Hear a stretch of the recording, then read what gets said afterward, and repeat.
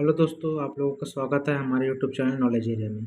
आज मैं आप लोगों को नीट एग्ज़ाम 2024 के बारे में महत्वपूर्ण बातें बताने वाला हूं, तो ध्यान से सुनिए।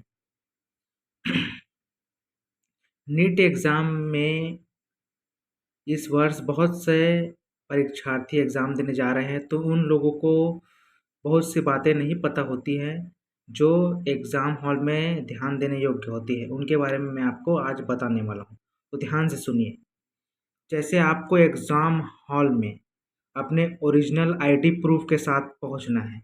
जैसे कि ओरिजिनल आईडी प्रूफ मतलब कि जिस नाम के साथ आपने फॉर्म डाला है उसी नाम के प्रूफ वाला एक आईडी प्रूफ रखना है। जैसे कि आधार कार्ड हो गया, मार्कशीट हो गया, या पैन कार्ड, या वोटर आईडी कार्ड, जो भी हो। ये प्रूफ मतलब ओरिजिनल, फोटोकॉपी नहीं, ओरिजिनल आईडी प्रूफ आपको लेके जाना है, तभी आपको एग्ज़ाम हॉल में एंट्री दिया जाएगा।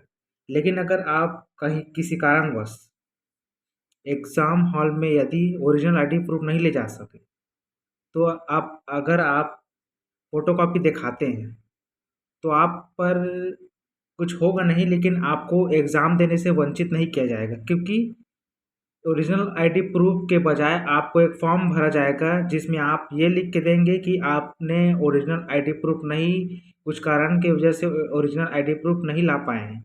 तो उस फॉर्म को भरने के बाद आप एग्ज़ाम दिला सकते हैं, तो चिंता करने की बात नहीं है। लेकिन ऐसे असुविधा से बचने के लिए आप ओरिजिनल आईडी प्रूफ लेके ज़रूर जाएँ, ठीक है? और दूसरी क्या बातें हैं, अनावश्यक चीज़ें ना ले जाएँ। अनावश्यक चीज़ें जैसे मोबाइल हो गया, मोबाइल आप अब दूर से आते हैं, आप जैसे बहुत दूर से, तो आप लेके जा सकते हैं, लेकिन आपको वहीं एग्ज़ाम हॉल में ही छोड़ना पड़ेगा मोबाइल, किसी के निगरानी में। पेन नहीं ले जाना है आपको, पेन वहीं पर एग्ज़ाम हॉल में शिक्षकों के द्वारा दिया जाएगा। ना ही किसी प्रकार का कंपास, या और ना ही किसी प्रकार का जो बॉटल में जो प्रिंट छपा रहता है, उस प्रकार का बॉटल आपको नहीं ले जाना है, ठीक है? और जैसे एडमिट कार्ड आप लोगों को मिला होगा, तो एडमिट कार्ड में आपका दिया होगा कि सिग्नेचर का और एक फिंगरप्रिंट का ऑप्शन दिया रहता है। तो कई लोग ये सोचते हैं कि सिग्नेचर यहीं घर से ही कर लेते हैं, वहाँ पर जाके क्या करेंगे सिग्नेचर ऐसा करके। तो कई लोग फिंगरप्रिंट को यही सोचकर घर में ही कर लेते हैं। तो ये सोच लीजिए कि आप हस्ताक्षर और फिंगरप्रिंट को आपको घर में नहीं करना है। ये सब काम जो है वो आपको एग्ज़ाम हॉल में करना है। तो आप घर में फिंगरप्रिंट या हस्ताक्षर जैसे कोई कार्य ना करें। ये सब काम आपको एग्ज़ाम हॉल में करना है, वरना आपको फिर एडमिट कार्ड समझ लिया जाएगा, ठीक है? उसके बाद चौथा चौथा है आपका सही समय पर एग्ज़ाम हॉल पहुंचना।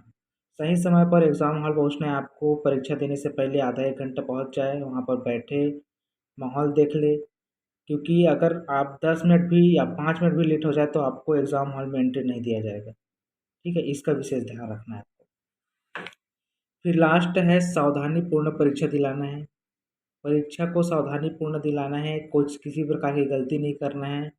आराम से जो पढ़े हैं उसी को आराम से फिल कीजिए, आराम से भरिए सावधानीपूर्वक, और पेपर दिलाइए। और एडमिट कार्ड में जैसे कि कई लोगों के पास बड़े बिग साइज़ का फ़ोटो नहीं होता, तो बिग साइज़ का फ़ोटो अगर आपके पास नहीं है तो भी कोई बात नहीं है। आप एक फॉर्म दिया जाएगा, उसी फॉर्म में लिख के देंगे कि आपके पास बिग साइज़ का फ़ोटो नहीं है, तो कोई बात नहीं होगा, आप एग्ज़ाम दिला सकते हैं। किसी भी प्रकार का आप एग्ज़ाम दिलाने से वंचित नहीं होंगे, ठीक है? और अगर किसी प्रकार की जानकारी चाहिए नीट एग्ज़ाम 2024 के लिए, तो कमेंट कीजिए, ठीक है? तो all the best all aspirants NEET. Thank you.